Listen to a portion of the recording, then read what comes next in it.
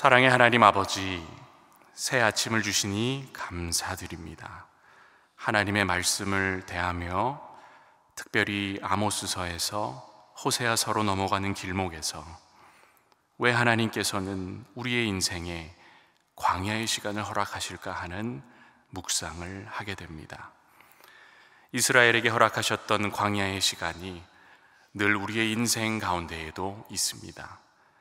우리의 입술에서는 찬양이 나오기보다는 불평이 나올 때가 더 많고, 뒤를 돌아보며 우리가 잃어버린 것들에, 또 주님보다 사랑하는 것들에 연민을 갖다 보면 지금 우리에게 주시는 만나와 메추라기, 그리고 구름 기둥과 불 기둥이 가려지는 것을 보게 됩니다.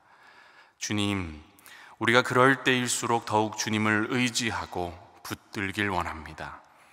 우리 주 예수 그리스도께서 성령의 주관하에 광야로 내몰림 당하셨던 시간을 떠올립니다. 사탄의 시험들을 말씀으로 물리치시고 승리하셨듯이 우리도 시험을 당하는 순간이 찾아오면 말씀과 기도로 능히 이겨내도록 지혜와 권능으로 함께하여 주옵소서.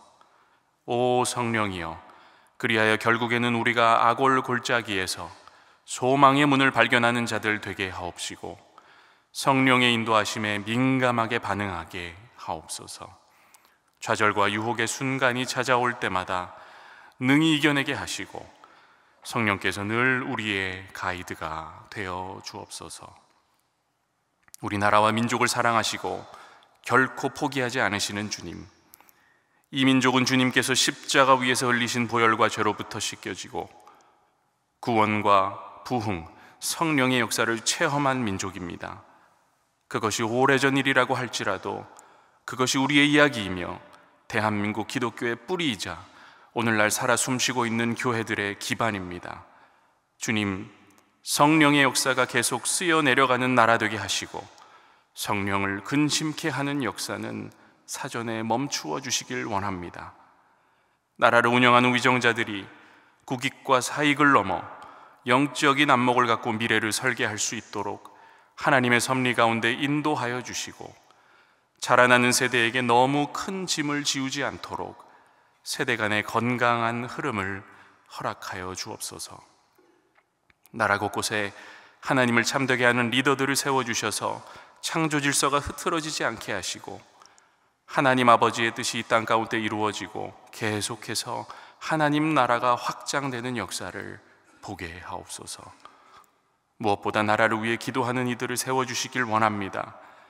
기도할 수 없는 상황에서 하루에 3번 기도의 시간을 지켰던 다니엘 같이, 민족의 위기 앞에서 금식하며 기도할 것을 선포했던 에스더 같이, 시와 노래와 악기를 통해 자신의 간절한 마음을 기도로 승화시킨 다윗 같이 우리도 기도하게 하시고 기도의 능력을 체험하는 역사를 허락하여 주옵소서. 올 한 해 우리 교회를 기도하는 교회로 부르신 주님, 기도는 우리의 불완전함을 인정하며 주님께 온전히 의지하고자 하는 사랑의 행위임을 고백합니다.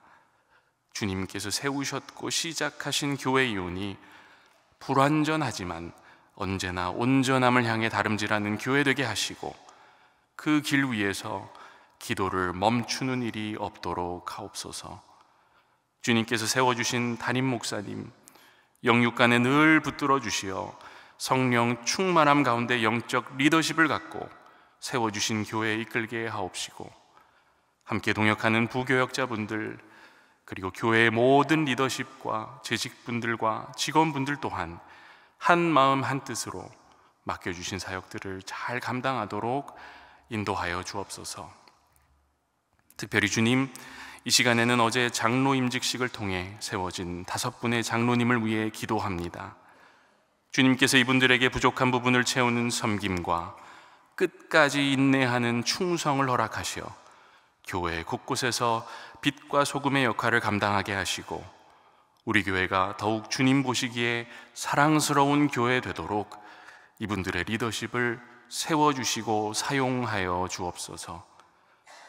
또한 주님, 우리 교회에 있는 수험생들을 위해 기도합니다. 특별히 이번 주 목요일에는 2026학년도 대학 수학 능력 시험이 있습니다. 그동안 준비해온 것들이 열매 맺는 시간 되게 하시고 시험을 보는 순간순간마다 최선을 다할 수 있는 마음을 허락해 주옵소서.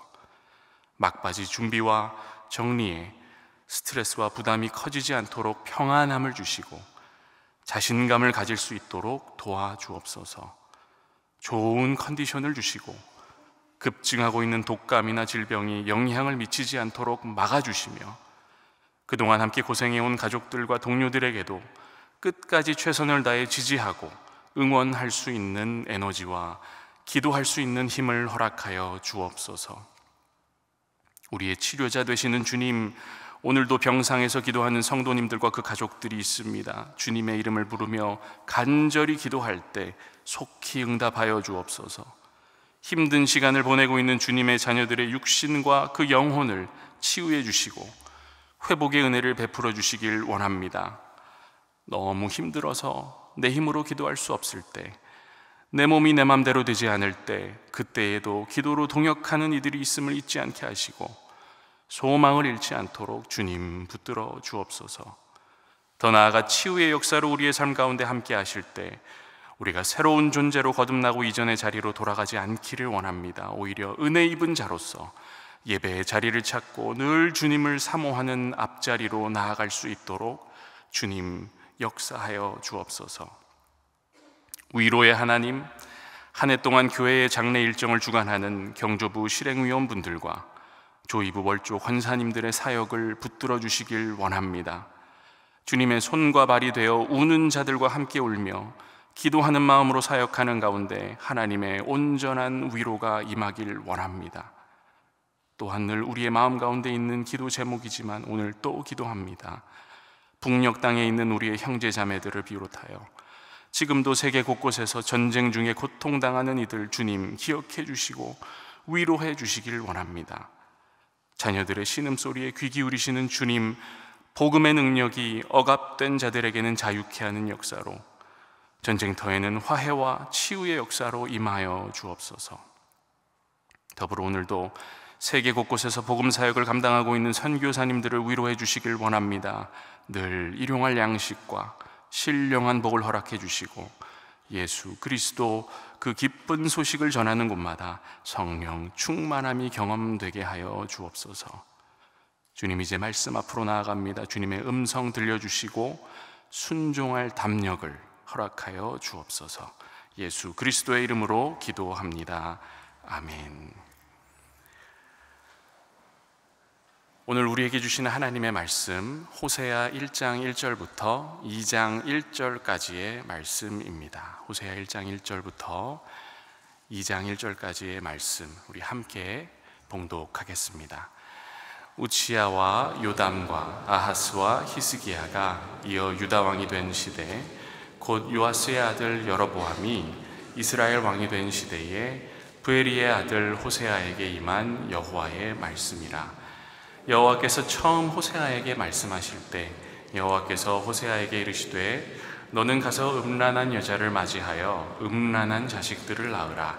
이 나라가 여호와를 떠나 크게 음란함이라 하시니, 그가 가서 디블라임의 딸 고멜을 맞이하였더니 고멜이 임신하여 아들을 낳음에 여호와께서 호세아에게 이르시되 그의 이름은 이스르엘이라 하라. 조금 후에 내가 이스라엘의 피를 예후의 집에 갚으며 이스라엘 족속의 나라를 폐할 것임이니라. 그날에 내가 이스라엘 골짜기에서 이스라엘의 활을 꺾으리라 하시니라. 고멜이 또 임신하여 딸을 낳음에 여호와께서 호세아에게 이르시되 그의 이름을 로루하마라 하라. 내가 다시는 이스라엘 족속을 긍휼히 여겨서 용서하지 않을 것임이니라. 그러나 내가 유다 족속을 긍휼히 여겨 그들의 하나님 여호와로 구원하겠고 활과 칼이나 전쟁이나 말과 마병으로 구원하지 아니하리라 하시니라. 고멜이 로루하마를 젖된 후에 또 임신하여 아들을 낳음에 여호와께서 이르시되 그의 이름은 로암이라 하라. 너희는 내 백성이 아니요 나는 너희의 하나님이 되지 아니할 것임이니라. 그러나 이스라엘 자손의 수가 바닷가의 모래같이 되어서 헤아릴 수도 없고 셀 수도 없을 것이며 전에 그들에게 이르기를 너희는 내 백성이 아니라 한 그곳에서 그들에게 이르기를 너희는 살아계신 하나님의 아들들이라 할 것이라. 이에 유다 자손과 이스라엘 자손이 함께 모여 한 우두머리를 세우고 그 땅에서부터 올라오리니 이스라엘의 날이 클 것임이로다. 너희 형제에게는 암미라 하고 너희 자매에게는 루하마라 하라. 아멘. 예후, 여호아하스, 요아스, 그리고 여로보암 2세로 이어지는 이 북이스라엘 예후 왕조는 하나님의 기대를 저버리고 다윗의 길이 아닌 여로보암 1세의 아주 악한 길에서 벗어나지 못합니다. 그중 여로보암 2세가 다스렸던 시대는 이스라엘이 정말 큰 번영을 누렸던 시기였지만 하나님의 공의는 실현되지 못했죠. 만끽하고 누리고 하고 싶은 것을 할 수 있는 부요함이 하나님의 복이랑 꼭 직결되는 건 아닌 것 같습니다. 하나님께서는 이런 안타까운 상황에 놓인 백성들에게 아모스, 호세아, 그리고 요나 선지자를 보내십니다. 우리가 아모스서를 마무리하고 오늘부터 호세아서를 보게 되는데 이 둘의 초점이 좀 다릅니다. 공통적으로 이스라엘의 죄와 그에 따른 심판을 강조하지만 그 주제와 강조점에 차이가 있습니다.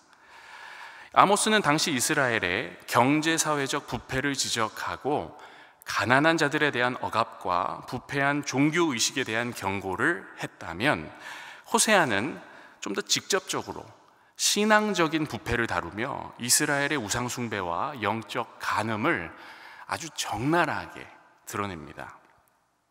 그리고 한 가지 중요한 게 있다면 우리가 이 호세아서를 어떤 마음으로 묵상하는 게 좋을까 하는 질문인데 호세아서는 이 머리로 분석하기보다는 마음으로 느끼면서 읽어 내려가야 한다는 겁니다. 호세아는 지금 자신의 가정에 얽힌 쓰라린 고통의 경험을 갖고 글을 써 내려가고 있고 이걸 비유적으로 표현하면서 그렇다면 우리가 하나님을 남편이라고 생각하고 하나님의 백성을 불성실한 아내로 본다면 이 하나님은 얼마나 고통스러우실까, 얼마나 마음이 아프실까 하는 은유적 전개를 펼치는 것이기 때문에 느낄 수 있어야 한다는 겁니다. 이에 대해 아브라함 헤시엘이라고 하는 유대교 신학자는 예언자들이라는 그의 저명한 저서에서 이렇게 강조하며 말합니다. 아모스가 하나님께서 행하신 것들을 강조했다면 호세아는 하나님께서 이스라엘에 대하여 느끼신 것들을 강조한다. 그의 분석이 어느 정도 일리가 있다고 봅니다. 오늘 이 본문을 보면 하나님께서는 호세아 선지자의 결혼 생활을 통해 이스라엘에 대한 사랑을 전하고자 하시는 걸 볼 수 있습니다. 그래서 호세아에게 내리신 하나님의 명령이 뭡니까? 고멜이라는 여인과 결혼해서 자식들을 낳으라고 합니다.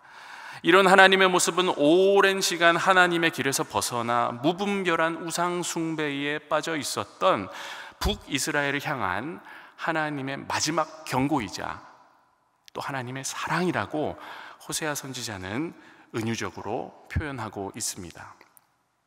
북이스라엘 당시 어떤 상황이었습니까? 바알과 아스다롯을 섬기고 있었는데 바알 신앙은 이 바알과 아스다롯 곧 남신과 여신이 서로 금슬이 좋으면 비가 풍족히 내려 농사가 잘 되고 풍요롭게 된다고 믿었습니다. 이들의 종교의식은 신전에서 이루어졌고 도덕적 기준을 한참 벗어난 매우 타락한 방식으로 이루어졌습니다. 학자들은 호세아의 아내가 된 이 고멜이라는 인물이 이런 바알 신전의 여사제였을 거라고 추측하기도 하니 이 고멜이 얼마나 음란한 인물이었을까 생각하게 만듭니다. 호세아는 이런 고멜과 결혼하여 사는 가운데 그 사람이 어떤 사람인지 상관하지 않고 이 고멜을 향해 지고지순한 사랑을 그냥 쏟아붓습니다. 근데 고멜은 남편의 사랑을 몰라주고 이전에 행하던 음행을 멈추지 않습니다. 이런 고멜의 행동은 바로 하나님의 사랑을 몰라주는 북이스라엘의 모습과도 같습니다. 호세아는 자신의 사랑이 전혀 통하지 않는 그 고통스러운 시간을 보내며 이제 하나님의 심정을 조금이나마 이해할 수 있는 겁니다. 그리고 그때 그가 선포한 말씀이 뭡니까? 아주 유명한 한 줄이죠. 여호와께 돌아오라. 호세아서를 관통하는 말씀이죠. 하지만 북이스라엘 백성 누구에게도 이 마음을 찢는 깊은 회개의 모습을 찾아볼 수 없습니다. 네, 이스라엘은 또다시 광야를 지금 지나고 있는 겁니다. 어쩌면 과거에 경험한 이 물리적인 광야보다 더욱 길고 훨씬 더 고단한 영적 광야를 경험하고 있는 것인지도 모르겠습니다. 과거 한 번의 광야를 경험했던 것으로는 부족했나 봅니다. 어쩌면 우리는 각 세대마다 광야와도 같은 이 척박함을 경험할 수밖에 없는 존재인지도 모르겠습니다. 연약하고 결단력이 부족한 인간이기 때문에 광야라는 세월을 통해 우리를 훈련시키시는 하나님을 경험하게 되는 거죠. 그래서 믿는 자들이 이 광야라는 것을 마냥 거부하거나 싫어할 수만은 또 없습니다. 꼭 지나야 하는 과정이고 어떻게 보면 하나님께서 세팅하는 것이기 때문에 거기 우리가 그것을 피해갈 수도 없는 어떻게 보면 인생의 한 챕터와도 같은 게 광야가 아닐까 하는 생각을 하게 됩니다. 광야는 어떤 곳입니까? 광야, 척박한 곳이지만 깨어진 관계가 새롭게 정립될 수 있는 환경입니다. 내 삶의 불순물들이 정리되어 내가 정금과 같이 주님 앞으로 나아갈 수 있도록 해줍니다. 어떠한 형편에든지 자족하기를 배우게 되는 현장입니다. 비천에 처할 줄도 알고 풍부에 처할 줄도 아는 일체의 비결을 배우는 과정이 광야입니다. 악골골짜기에서 소망의 문을 발견하는 법을 배우게 되는 곳입니다. 무엇보다 하나님 한 분만을 붙들게 되는 과정, 그런 광야를 지난다는 건 어쩌면 이스라엘에게는 그리고 우리에게는 더욱 온전해질 수 있는 선택의 시간이라고도 할 수 있겠습니다. 어제 저 본당 뒤에서 안내를 서는데 한 예배에서 그 헌금 특송을 하시는데 광야를 지나며라는 제목으로 찬양을 하시더라고요. 그게 너무 마음에 와닿았습니다. 제가 가사를 좀 나누고 싶었는데 이런 가사예요. 왜 나를 깊은 어둠 속에 홀로 두시는지, 어두운 밤은 왜 그리 길었는지, 나를 고독하게 나를 낮아지게 세상 어디도 기댈 곳이 없게 하셨네. 광야에 서 있네. 주님만 내 도움이 되시고 주님만 내 빛이 되시는, 주님만 내 친구 되시는 광야, 주님 손 놓고는 단 하루도 살 수 없는 곳 광야. 주께서 나를 사용하시려, 나를 더 정결케 하시려 나를 택하여 보내신 그곳 광야, 성령이 내 영을 다시 태어나게 하는 곳 광야에 서 있네. 내 자아가 산산이 깨지고 높아지려 했던 내 꿈들도 주님 앞에 내려놓고 오직 주님 뜻만 이루어지기를, 나를 통해 주님만 드러나시기를 광야를 지나며. 호세아 선지자의 마음도 이런 광야의 과정을 겪은 것 아니었을까. 너무 와닿는 찬양인데 이 찬양을 묵상하며 그런 생각을 했습니다. 광야가 없는 삶이 복된 게 아니구나. 광야가 있는 삶이야말로 주님 사랑받는 삶이구나. 여러분, 왜 그럴까요? 아직 사랑하셔서 아직 되돌이킬 수 있는 관계이기에 멀리 돌아서 가더라도 광야라는 이 바운더리 안에서 하나님이 보살피시며 깨닫게 하시니까 그런 것이겠죠. 우리가 신약으로 가서 탕자의 비유를 보면 집 나간 아들이 얼마나 배응망덕하고 개념이 없는지 그 둘째 아들에게 손가락질하는 경우가 있죠. 그리고 집은 나가지 않았지만 집안의 탕자같이 구는 이 첫째 아들을 보면서도 어떻게 자식들이 하나같이 이런 모습일까 답답해합니다. 근데 여러분, 따지고 보면 그 첫째 아들도 우리의 모습이요, 둘째도 우리의 모습이라고 밖에 할 수 없습니다. 하나님 앞에서 말썽꾸러기 자식이 안 돼본 사람은 없지 않겠습니까? 호세아 선지자에게는 두 자녀가 아니라 세 자녀가 있었다는 것을 오늘 본문을 통해 확인할 수 있는데, 이 자녀들의 이름이 다 상징적인 이름들입니다. 첫째 이스르엘이요, 둘째 로루하마요, 그리고 셋째 로암미입니다. 이스라엘이라는 이름은 피의 보복과 북이스라엘의 패망을 뜻합니다. 아주 가슴 아픈 이름이죠. 로루하마, 어떤 이름입니까? 긍휼히 여김을 받지 못하는 자라는 뜻을 갖고 있습니다. 그리고 셋째 로암미는 내 백성이 아니다 라는 뜻입니다. 자녀된 자들의 모습이 이스라엘 신앙의 형편없음을 반영하고 있다는 겁니다. 이 이름들이 이스라엘의 현 주소임과 동시에 부모 세대가 하나님을 잊고 살면 그것이 그대로 자녀들의 삶에도 반영된다는 뜻을 갖고 있다고 볼 수도 있겠습니다. 이 요약을 해보면 계속 그렇게 살면 결국 망하게 되고 긍휼히 여김을 받지 못하게 되고 한때 하나님의 백성이라고 스스로를 일컬었지만 주인이신 하나님으로부터 거부당하고 버림받게 된다는 거죠. 아니, 조금 더 정확한 표현을 쓰자면 하나님께서 선택하시고 구원하신 백성이 살아계신 하나님 아버지를 버리고 자기들이 만든 생명 없는 형상을 섬기고 그 앞에서 절하고 그것을 하나님보다 더욱 사랑하니 아버지 되시는 하나님께서 약속의 땅에서 그들을 뽑아 옮겨 버리시겠다는 말씀을 하고 계신 겁니다. 이스라엘, 로루하마, 로암미, 이 이름들만으로는 심판 말고는 기대할 게 없다는 겁니다. 사실 이야기가 여기서 끝나도 우리는 할 말이 없습니다. 이 이름을 갖고 그저 살아도 우리에게는 반항할 이유가 없다는 겁니다. 탕자가 자기가 갖고 있던 모든 걸 탕진하고 뭐라고 합니까? 집으로 돌아가고 싶은데, 아들의 신분 뭐 이런 거는 말도 못 꺼내겠고 종의 신분으로라도 받아주시면 참 좋겠다. 지금 이스라엘이 딱 그런 상황인 겁니다. 근데 여러분, 그런 상황에서 하나님께서 뭐라고 하십니까? 10절이 무슨 단어로 시작합니까? 그러나 나는 믿음의 조상 아브라함과 했던 약속을 기억하고 이룰 것이다. 너희가 지금은 내 백성이라고 하기에는 너무 부끄럽지만 그러나 너희를 내 자녀라고 말할 그날이 올 것이다. 이것이 하나님의 신실하심 아니겠습니까? 다시 타이르고 다시 위로하시고 그러나라고 말씀하시면서 다시 한번 끌어당기시는 분, 진노와 형벌이 양 어깨를 무겁게 하는 아골 골짜기에서도 저기 한 곳을 향해 손가락으로 가리키시며 저기 소망의 문이 있다라고 말씀하시는 분이 바로 우리 사랑의 하나님 아버지이시죠.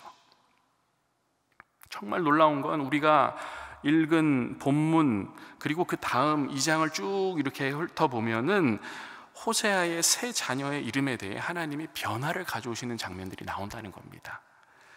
이스라엘이라는 이름은 이 피의 보복과 북이스라엘의 패망을 뜻한다고, 뽑아서 옮겨버리시는 하나님의 모습을 상징한다고 말씀드렸는데 하나님께서 뭐라고 하시냐면 다시 심겠다. 로루하마라는 이름은 긍휼히 여김을 받지 못하는 자라는 뜻을 갖고 있는데 뭐라고 하실까요? 긍휼히 여김을 받지 못하였던 자를 다시 긍휼히 여기겠다. 그리고 로암미, 내 백성이 아니라는 뜻의 이름인데 하나님께서 내 백성이 아니었던 자에게 다시 너는 내 백성이라 하겠고 그들은 주를 내 하나님이시라고 고백할 거라고 약속을 하십니다. 영원히 아골 골짜기에 헤맬 것만 같았던 이들의 축 처진 어깨를 감싸시며 눈높이를 맞춰주시며 저쪽을 가리키시는 주님, 저쪽으로 가면 이 험한 골짜기에서 나가는 문이 있다고 말씀하시는 주님을 우리가 오늘 이 말씀에서 보게 되는 겁니다.